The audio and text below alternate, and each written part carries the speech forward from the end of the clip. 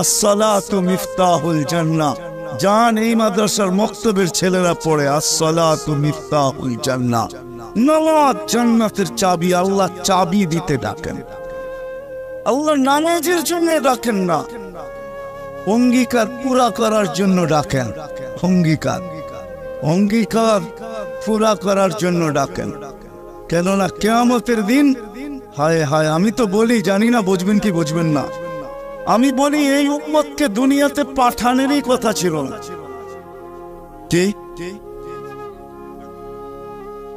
অনেক কিছু মিলাইলে দেখা যায় আমাদেরকে পাঠানেরই মনে হয় কথা ছিল না। নাহলে এত ছোট জীবন দিবেন কেন? 60-70 বছর, কত কাউকে তো হাজারও দিলেন, ঠিক না? আমাদেরকে 60-70 বছর দিয়ে কেন পাঠাইলেন? আবার 60-70 বছর দেওয়ার পরেও 2 পর্বে আমাদের জীবনটাকে আল্লাহ কমায় দিছেন, লেস করে দিছেন, বাদ দিয়ে দিছেন। প্রথম 15 বছর হিসাবে আসবে না, যতক্ষণ পর্যন্ত বালেগ না হয়। কলম তার বিরুদ্ধে যায় না, পক্ষে চলতে পারে, বিরুদ্ধে চলবে না।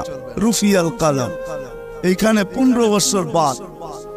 তারপরে যেটা থাইকা যায় 60-70-এর ভিতর থেকে, যতক্ষণ আমরা ঘুমাই 4-6 ঘন্টা আর 8 ঘন্টা, এটাও কলম উঠানো থাকে, আমাদের বিরুদ্ধে যায় না, এটাও মাপ। এটাও তাই না? থাকলো কি? কোরআন আমাকে বোঝায় এত অল্প সময়ের জন্য কেন পাঠাইলেন। তাহলে কোরআনের ভিতরে ডুব দিলে মনে হয় বুঝে আসে। আল্লাহ মনে করেন যে কেন পাঠাইলাম, কিয়ামতের দিন তোমাদেরকে আমার পক্ষে সাক্ষী হিসাবে আমার পাশে দাঁড় করাবো। শুহাদা আলান নাস, কিয়ামতের দিনে উম্মত আল্লাহর পাশে সাক্ষী হিসাবে দাঁড় করাবে আল্লাহ। সমস্ত উম্মতের উপরে আমাদেরকে সাক্ষী হিসাবে দাঁড় করাবে আল্লাহর পাশে।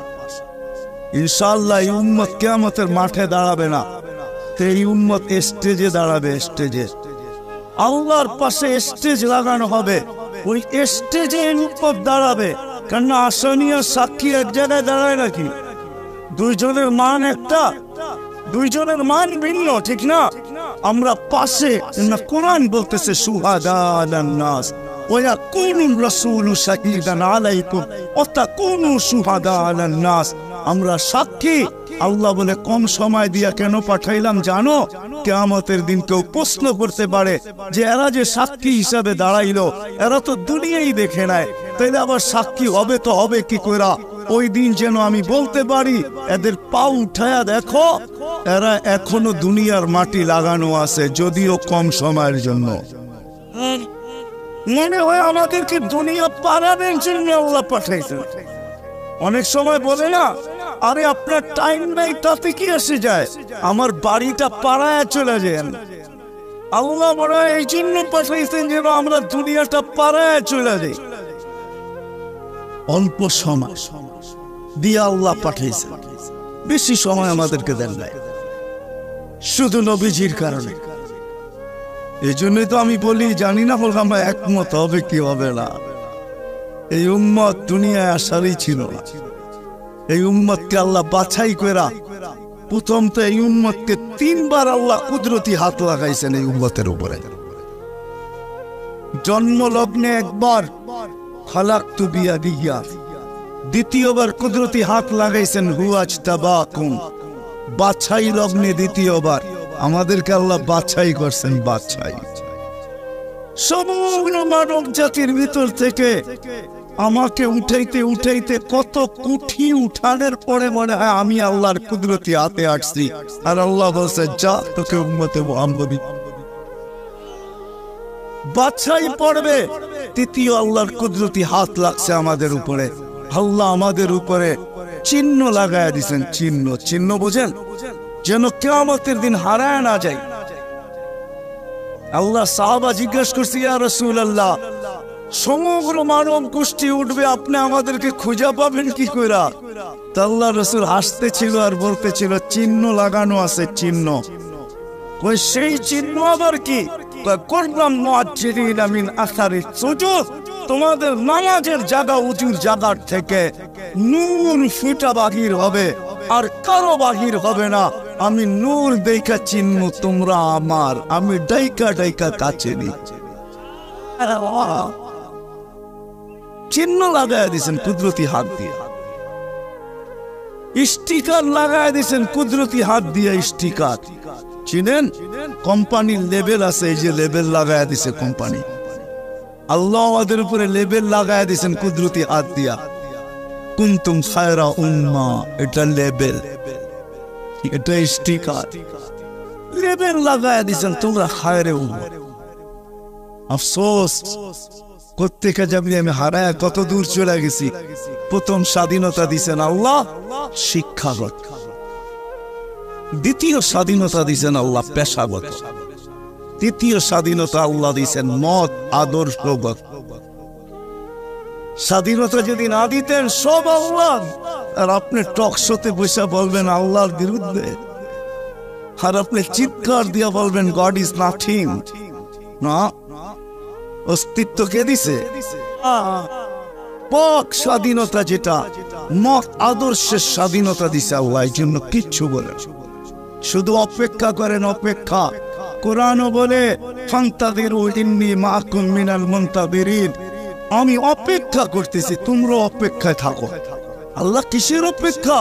ইদা জা আজালু, সীমারেখা আসতে দেরি, আখাযনাহু বাগতাতান, তোমাকে আমি ছো মাইরা উঠাইতে দেরি করব না। লা তুসআলুনা আনিন নাঈম, তারপরে তোমাকে একটা একটা জিজ্ঞাসা করব, তারপরে দেখি তুমি যাও কোথায়, কোথায় যাবে তুমি।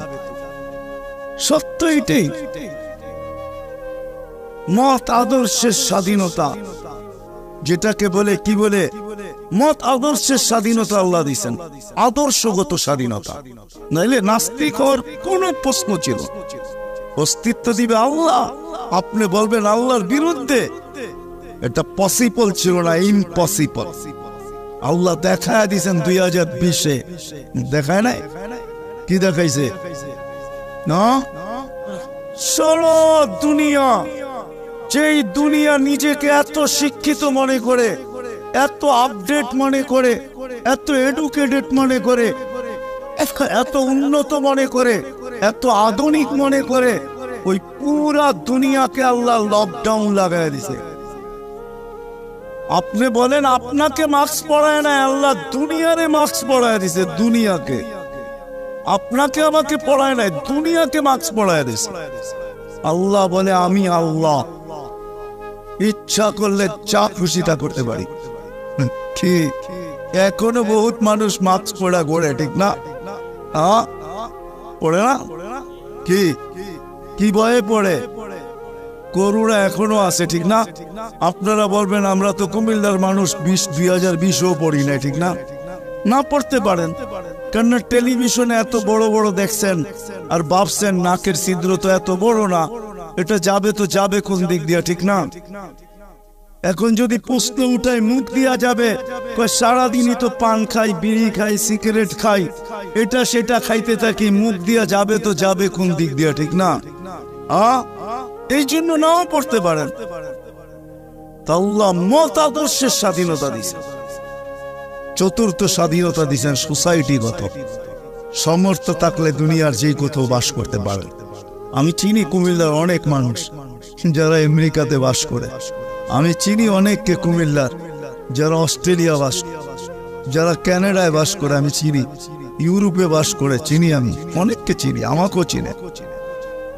সমর্থ আছে, দুনিয়ার যে কোথাও বাস করতে পারেন। আর পঞ্চম স্বাধীনতা, এই ছোট জীবনটা, যেমন স্কুলে খেলার সময় একটা পর্ব হয়, যেমন খুশি তেমন সাজো। আল্লাহ বলে এই ছোট জীবনটা তুমি যেমন খুশি তেমন সাজতে পারো, তোমাকে কিচ্ছু স্বাধীনতা দিলাম, নাইলে কোনোদিন সম্ভব ছিল না।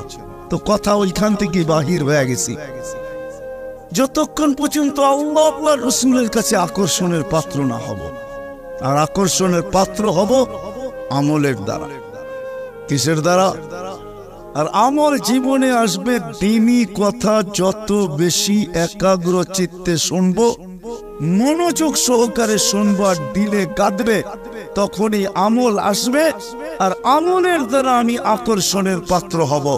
তখন বংশ কি আল্লাহ দেখবেন না? কুমিল্লার মানুষ, কথা শেষ দিকে চলে আসছি আমি। 6 বার আমি বেলালের বাড়ি দেখছি, 6 বার। রাদিয়াল্লাহু তাআলা আনহু। আমি 6 বার ইথিওপিয়া গেছি, 6 বার। এই চোখ থেকে পানি 6 বার ঝরছে। শুধু বাড়ি দেখা, ব্যক্তি তো দেখি নাই, কোত্থেকে দেখবো? সে তো অনেক আগে চলে গেছে, তার দেশের মানুষগুলা দেখছি। কিন্তু একটা অনুমান হয়েছে, একটা এটাকে কি বলে, এতটুকু বুঝতে পারছি যে 1400 বছর আগের বেলাল কেমন ছিল। আজকের মানুষগুলোই যখন পছন্দ হয় না, তো 1400 বছর আগেরটা কেমন হবে? আজকের ইথিওপিয়া আদিস আবাবা রাজধানী ইউরোপের সাথে টক্কর লাগায় উন্নত হইতেছে, ইউরোপকে পিছিয়ে রেখা দিতেছে। তাইলে আজকেও যদি মানুষগুলা পছন্দ না হয়, 1400 বছর আগের বেলাল কেমন ছিল? কিন্তু বেলাল যেখানে ওইখানে কেউ নাই। কেমন আকর্ষণের পাত্র, জমিনে চললে জান্নাতে পদধ্বনি মতো জান্নাত। আল্লাহর রাসূল কানে শুনা ঈসা বলছে, বাবা লুকাইয়া বেলাল এত বড় আকর্ষণের পাত্র কি করে হইলে জান্নাতে তোমার পদধ্বনি? তাও আমার আগে আগে, পিছিয়ে হয়তো তাইলে মাইনা নিতাম। আমার আগে আগে দেখতে তো ছিলাম না, তোমাকে পদধ্বনি শুনতে ছিলাম। জিবরিল আলাইহিস সালামকে জিজ্ঞাসা করলাম, আমার আগে কে? তো হাসি দিয়া বলল, আবদুকা বেলাল, আপনার গোলাম বেলাল। আয়েশা বলতেছে, হারেস বিন নোমান, তুমি এত আকর্ষণের পাত্র কি করে হইলা? বলছে, কি ইয়া রাসূলুল্লাহ, জান্নাতে ঘুরতেছিলাম, তুমি তাহাজ্জুদে কোরআন পড়তেছিলা, আমার রাত্রেই সফর ছিল, আমি রাত্রেই পৌঁছে গেছি এখানে, আর রাত্রই ছিল, সময়কে আল্লাহ থামায়া দিয়েছিলেন, রাত্র ছিল, জান্নাত ভ্রমণ করতেছিলাম, লাউড স্পিকারে তোমার কোরআন শুনতেছিলাম। জিজ্ঞাসা করলাম, হারেস এখানে আসলো কি কইরা? তো জিবরিল আলাইহিস সালাম হাইসা বললেন, ডেলি রাত্রে পড়ে আর আমরা শুনি। জিজ্ঞাসা করলাম, এই মর্তবা পাইলো কি করে হারেস? সে কয়, মার পায়ের তুলার বদৌলতে, মার খেদমত করা। আজকালকার সমাজের যুবকরা তো সন্তান মা বাবার খেদমতই করতে চায় না। বললে আবার কুমিল্লার মানুষ রাগ হয়ে যায় কিনা জানি না। কুমিল্লা আসতে এই জন্য মনে ওঠে, হয় ওই দিনের কথা মনে ওঠে যেদিন পুলিশ লাইনের সামনে সন্তান বাপকে গুলি করে মারছে। বুঝা গেছেন না? বুঝা গেল নাই? মারে নাই? বুঝা গেলেন? আমি তো বলি নাই আপনাদের এই কাহিনী। কুমিল্লা দিয়ে গেলেই আমার মনের ভিতরে ওঠে যে হয় কোন সমাজে জন্ম নিলাম, কোন দুনিয়াতে আসলাম। আপনাদের এই কুমিল্লা ঘটছে, নেটে সার্চ দেন, দেখেন, লেখা আছে, পত্রিকা উঠছে, মিডিয়া আসছে। বাকিগুলা বাদই দিলাম, ঐশীর কথা বাদই দিলাম, ঠিক না? ঐশীর কথা বাদই দিলাম। সন্তান কোথায় আসলাম? সন্তান মা বাবাকে গুলি করে হত্যা করে, হায় হায় হায়, অথচ মার খেদমত করে হারেস বিন নোমান। আরেকটা মনে উঠলো, এই জন্য বলতেছি, মুসা আলাইহিস সালাম আল্লাহকে জিজ্ঞাসা করছে, আল্লাহ আমার জান্নাতের বন্ধু কে? কয় কসাই। আপনি আমার সাথে এমনই করেন, যেটা জিজ্ঞাসা করি সাথে সাথে জবাব দিয়ে দেন। আমি আর কসাই মিল হইল কোথায়? আল্লাহ বলে, সিদ্ধান্ত এটাই, ওয়াকাউলুনাল ফাসাল, আমাদের সিদ্ধান্তই সিদ্ধান্ত। আচ্ছা ঠিকানা দেন, যায় দেখি কি আমল করে। তো যায় দেখে, হ্যাঁ কসাই।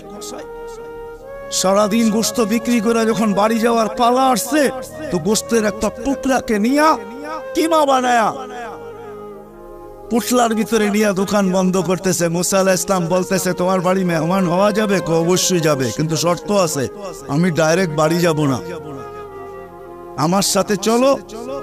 তো বলছে, ঠিক আছে চললাম। যা ঢুকছে এক ঝুপড়ির ভিতরে, খুব পরিপাটি সুন্দর। কিচেনে যে ঢুইকা রুটি বানাইছে, তরকারি পাক করছে, রুটিকে চুবাইছে তরকারির ভিতরে, তারপরে এক খুনখুনে বৃদ্ধাকে বুকে টেক লাগায় বসাইছে, পিঠ লাগায় বসাইছে, পিঠ বুকের সাথে লাগায় বসায় নেওয়ালা বানায় বানায় খাওয়াইতেছিল।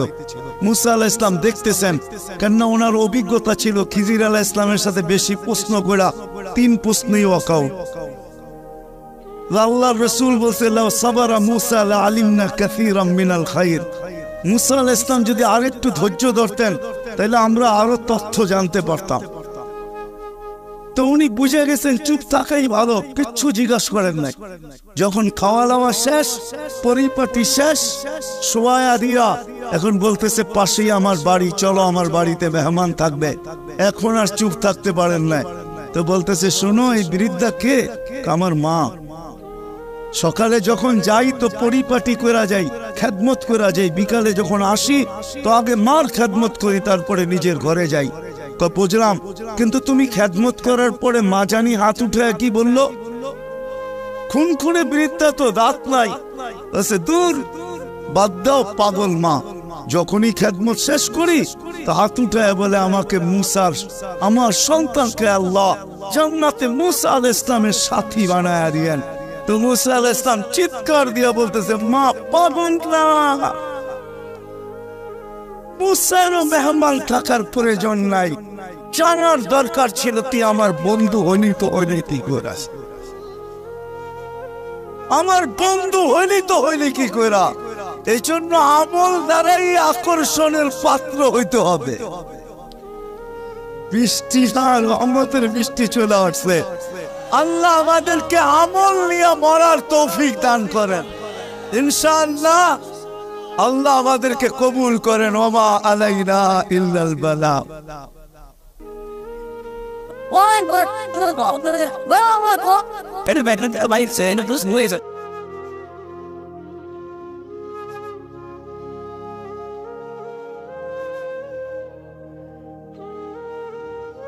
পরিপাটি সুন্দর কিচেনে যে ঢুইকা রুটি বানাইছে, তরকারি পাক করছে, রুটিকে চুবাইছে তরকারির ভিতরে, তারপরে এক খুনখুনে বৃদ্ধাকে বুকে টেক লাগায় বসাইছে, পিঠ লাগায় বসাইছে, পিঠ বুকের সাথে লাগায় বসায় নেওয়ালা বানায় বানায় খাওয়াইতেছিল।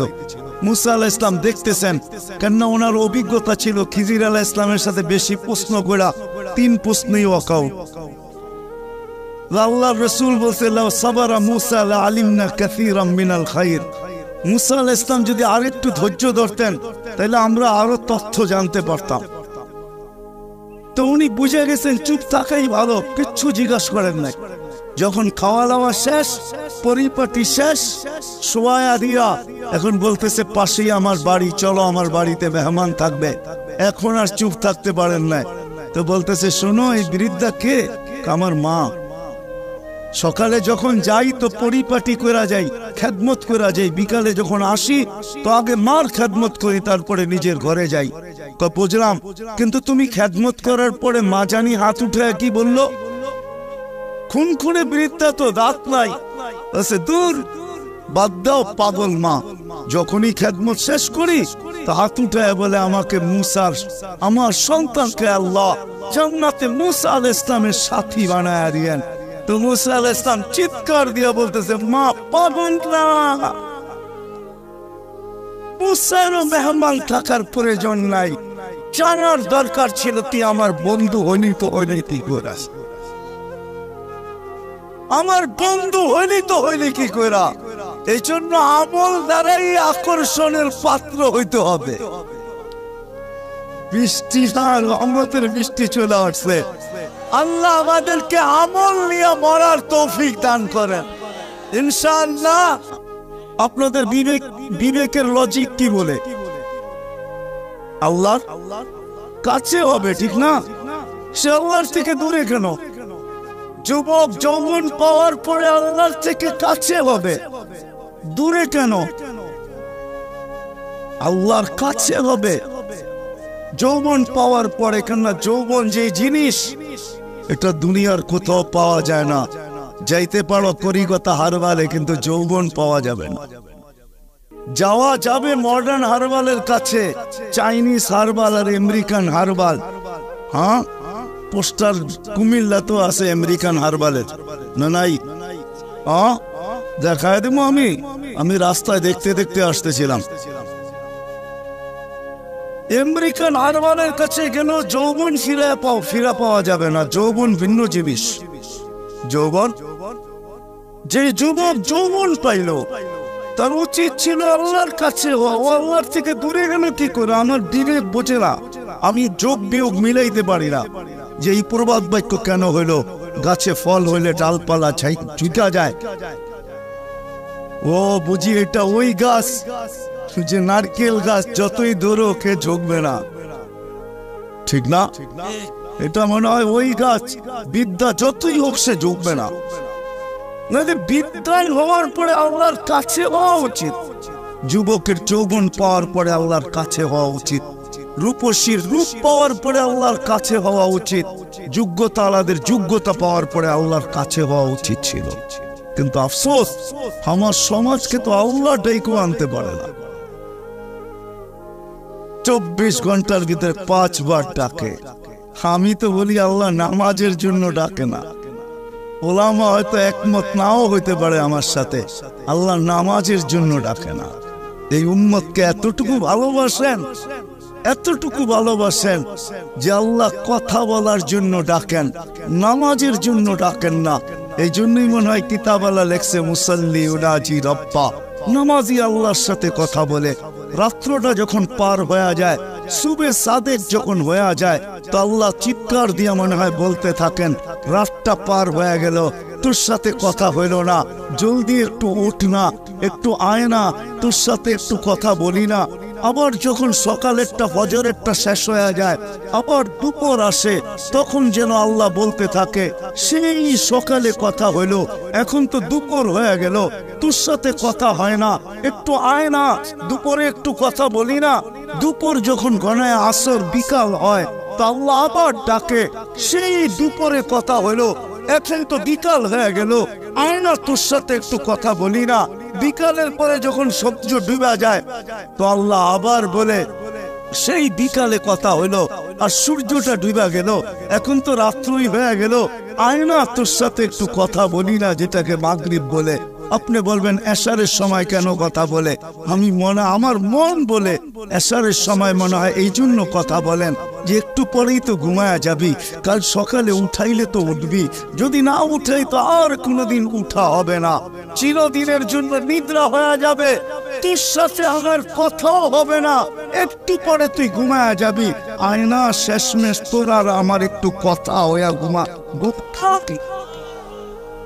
আমার তো মনে হয় আল্লাহ কথা বলার জন্য ডাকে, নামাজের জন্য ডাকে না। এই মজমায় একজনও হাত উঠাইতে পারবে কিনা আমার সন্দেহ আছে যে আমরা যে নামাজ পড়ি, আজ পর্যন্ত ওলামা ছাড়া একজনও এখানে হবে না। অথচ কুমিল্লা, নোয়াখালী, কুমিল্লা এই বেল্ট ওলামাদের জায়গা। ওলামা বাংলাদেশের সবচেয়ে বেশি ওলামা এই অঞ্চলে, কুমিল্লা, নোয়াখালী। এখানে একজনও বলতে পারবে না আমি এই জীবনে যতদিন নামাজ পড়ছি একদিন হলো 2 মিনিটের জন্য কোনো ওলামার কাছে যায় আমি বলছি, হযরত আমার 2 রাকাত নামাজ দেখা দেন, আমার 1 রাকাত নামাজ দেখা দেন, যে এটা ঠিক আছে কিনা, আল্লাহর রাসূলের নামাজের মতো কিনা, একটু দেখা আপনি সত্যায়িত করে দেন। একজনও এখানে নেই। হাত উঠে বলতে পারবেন না যে আমি আমার নামাজ যায় কোনো আলেমের কাছে সত্যায়িত করছি। কতজনই তো কুমিল্লা পাওয়া যাবে 6 মাস পর পর সিঙ্গাপুর,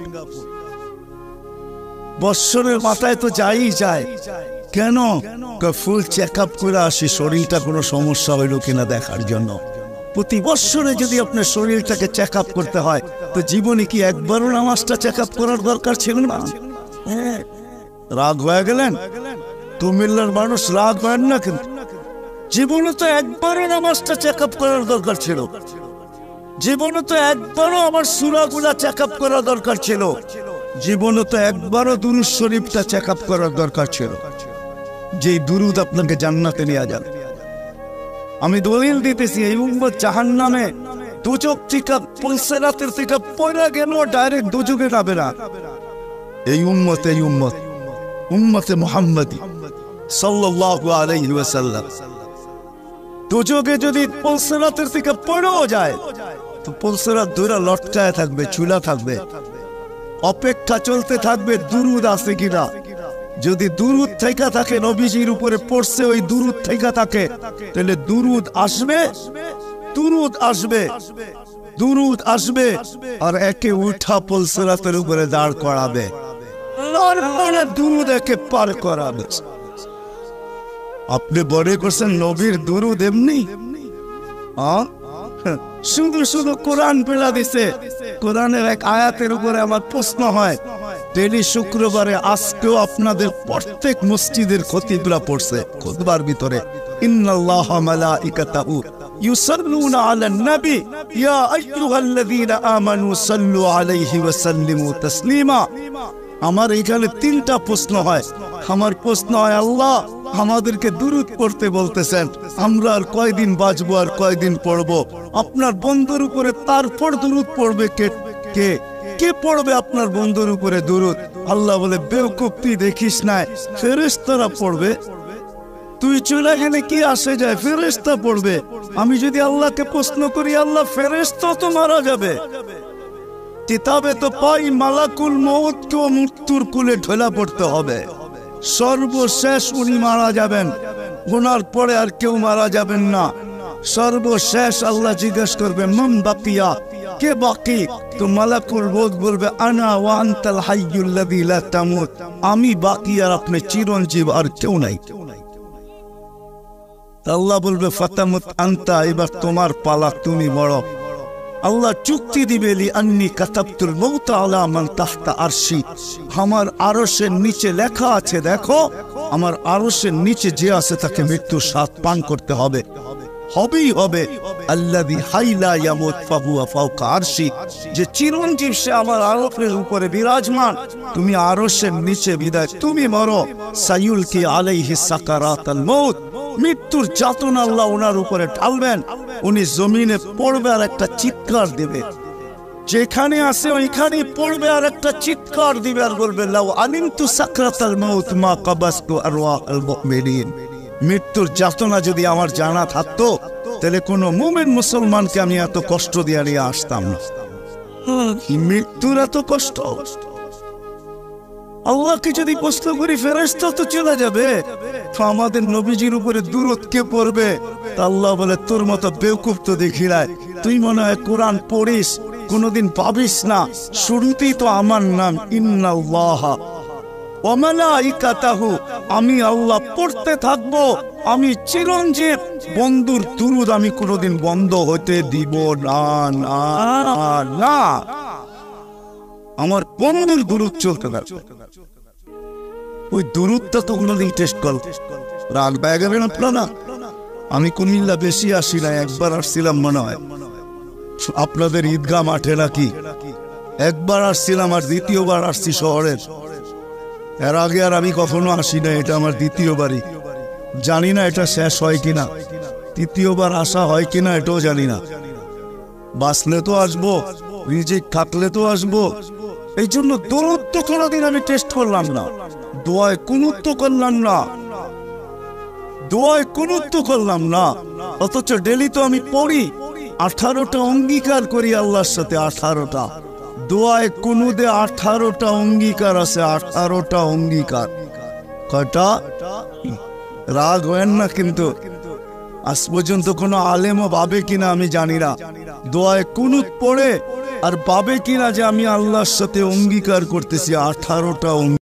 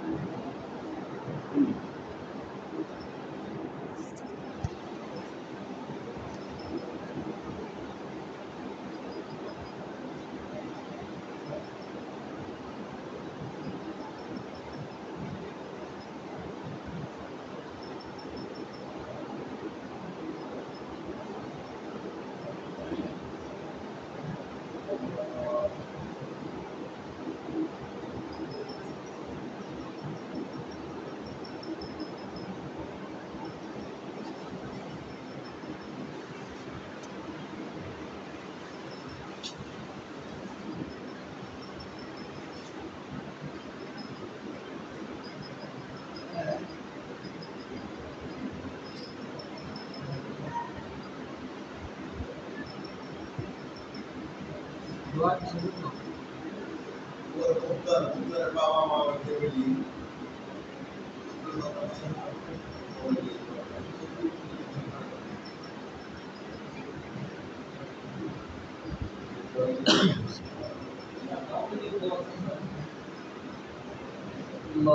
صل على محمد وعلى آل محمد كما صليت على إبراهيم وعلى آل إبراهيم إنك حميد مجيد.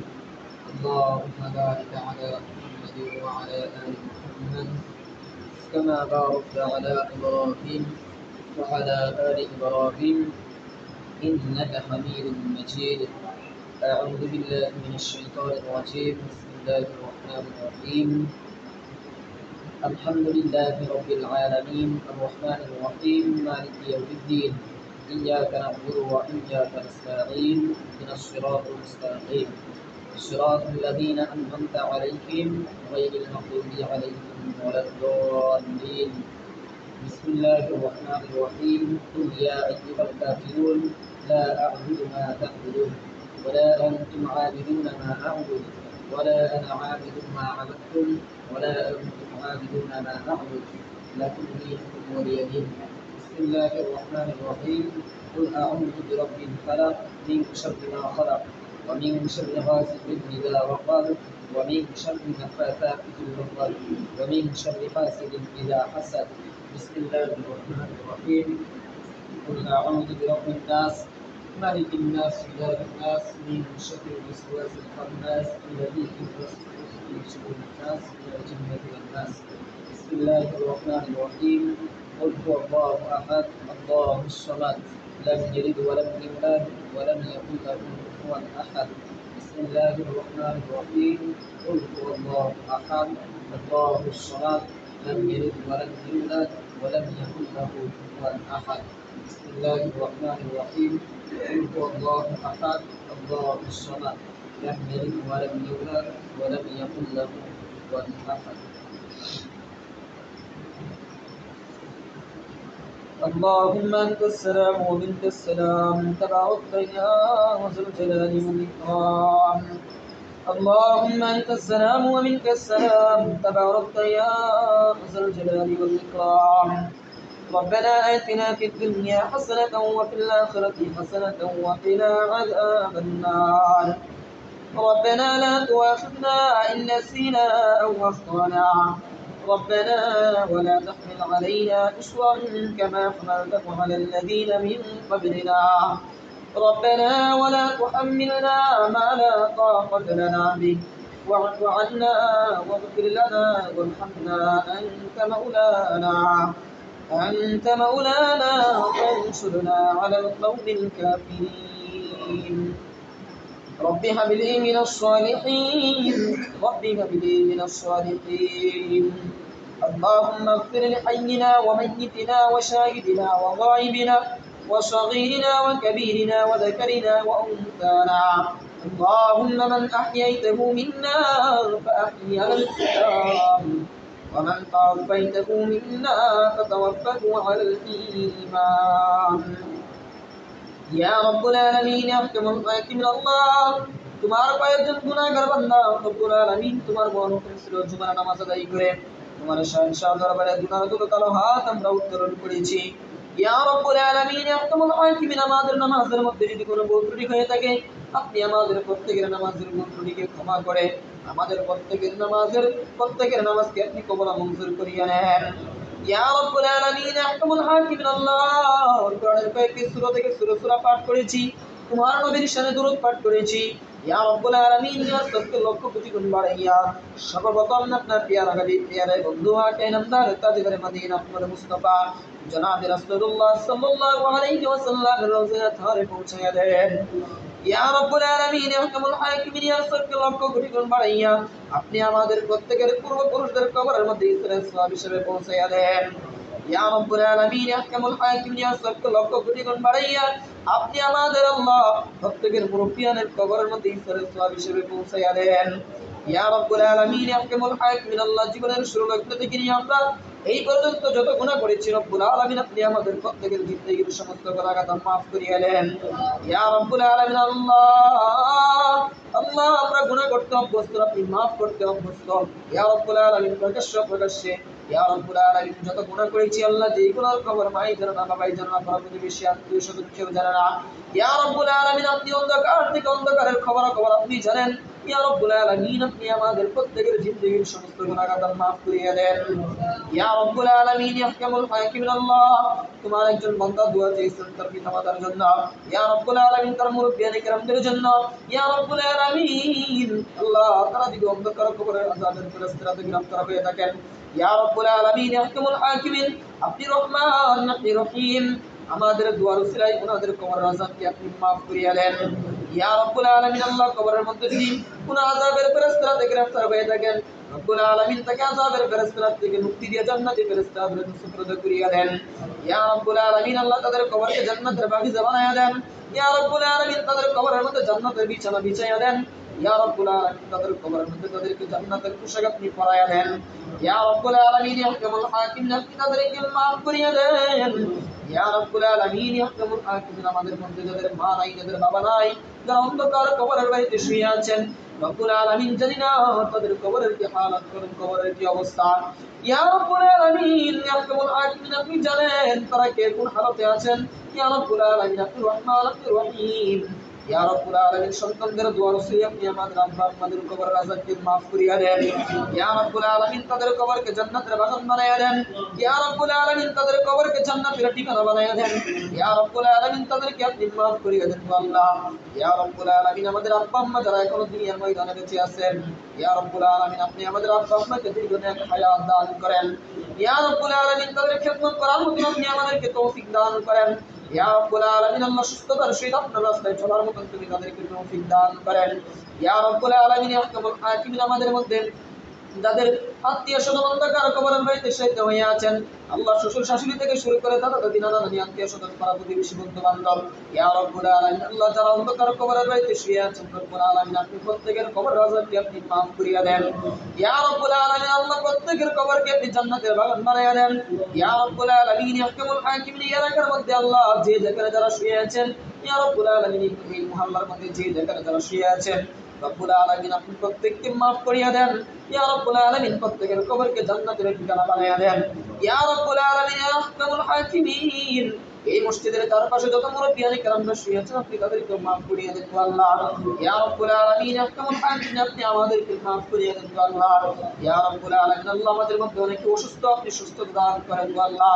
ইয়া রাব্বুল আলামিন যারা ঋণগ্রস্ত তাদেরকে ঋণমুক্ত করেন আল্লাহ ইয়া রাব্বুল আলামিন যারা অভাবগ্রস্ত আছি আপনি আমাদেরকে অভাবমুক্ত করেন আল্লাহ ইয়া রাব্বুল আলামিন সর্বপ্রকার পেরেশানি থেকে আপনি আমাদেরকে মুক্ত রাখেন আল্লাহ ইয়া রাব্বুল আলামিন সর্বপ্রকার বালা মুসিবত থেকে আপনি আমাদেরকে হেফাজত করেন আল্লাহ ইয়া রাব্বুল আলামিন আসমানের মধ্যে জমিনের মধ্যে মিটিয়ে দেন আল্লাহ ইয়া রাব্বুল আলামিন আহকামুল হাকিমিন আপনি আমাদের সর্বপ্রকার বালা মুসিবত থেকে হেফাজত করেন আল্লাহ ইয়া রাব্বুল আলামিন এই মসজিদের মধ্যে যারা দান সদকা করে দিয়েছেন রব্বুল আলামিন যারা অর্থ দিয়ে নেতা দিয়ে শ্রম দিয়ে বুদ্ধি দিয়ে রব্বুল আলামিন যে যেভাবে এই মসজিদের মধ্যে দান সদকায় জড়িত আছেন আল্লাহ যে যেভাবে দান সদকা করিতেছেন আল্লাহ ইয়া রব্বুল আলামিন আপনি প্রত্যেকের দান সদকাকে কবুল মঞ্জুর করিয়া নেন আল্লাহ ইয়া রব্বুল আলামিন আল্লাহ কঠিন মহা মুসিবতের দিন ইয়া রব্বুল আলামিন এই মসজিদের উসিলায় আপনি আমাদেরকে নাজাতের ফয়সালা করিয়ে দেন আল্লাহ ইয়া রব্বুল আলামিন এই মসজিদের মধ্যে যত মুসল্লিয়ানে کرام নামাজ পড়েছেন আল্লাহ যত মুসল্লিয়ানে کرام সামনে নামাজ পড়বেন ইয়া রব্বুল আলামিন আপনি প্রত্যেককে আল্লাহ এই মসজিদের উসিলায় আল্লাহ জান্নাতের ফয়সালা করিয়ে দেন আল্লাহ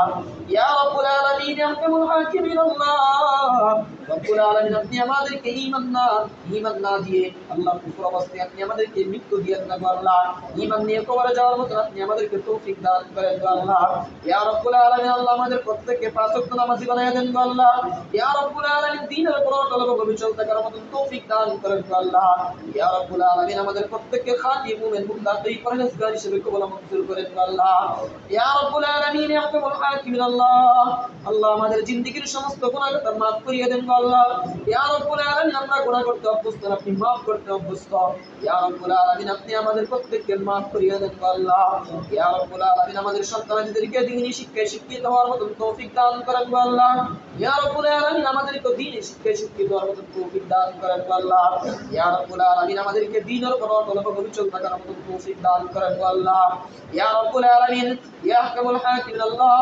যে উদ্দেশ্য আছে আপনি জানেন ইয়া রব্বুল আলামিন কার মনের কি আশা রয়েছে রব্বুল আলামিন আপনি জানেন রব্বুল আলামিন আপনি আমাদের প্রত্যেকের মনের আশা এবং বাসনাকে পূরণ করিয়ে দেন গো আল্লাহ ইয়া রব্বুল আলামিন বিশেষ করে তোমার বান্দা দোয়া চেয়েছেন আল্লাহ তুমি তাদেরকে আল্লাহ maaf করিয়ে দেন গো আল্লাহ ইয়া রব্বুল আলামিন আপনি আমাদেরকে maaf করিয়ে দেন গো আল্লাহ ইয়া রব্বুল আলামিন ঈমান নিয়ে কবরে যাওয়ার মতো তৌফিক দান করেন গো আল্লাহ ইয়া রব্বুল আলামিন নবীর সুন্নাত করে আল্লাহ তার হুকুমগুলো ভালোভাবে আদায় করার মতো আপনি আমাদেরকে তৌফিক দান করেন গো আল্লাহ ইয়া রব্বুল আলামিন নবীর সুন্নাত তরিকা মোতাবেক চলার মতো আপনি আমাদেরকে তৌফিক দান করেন গো আল্লাহ ইয়া রব্বুল আলামিন আল্লাহ আপনি আমাদেরকে আল্লাহ মৃত্যুর আগে কালিমে তাইয়্যিবা বুকের মধ্যে আমাদেরকে জারি করিয়ে দিন গো আল্লাহ রব্বির হামকুমা কামা রব্বায়ানি সগীরা ওয়া কুর রব্বির হামকুমা কামা রব্বায়ানি সগীরা صلى الله تعالى على خير خلقه محمد وعلى آله وأصحابه أجمعين آمين آمين وارحمنا برحمتك يا رب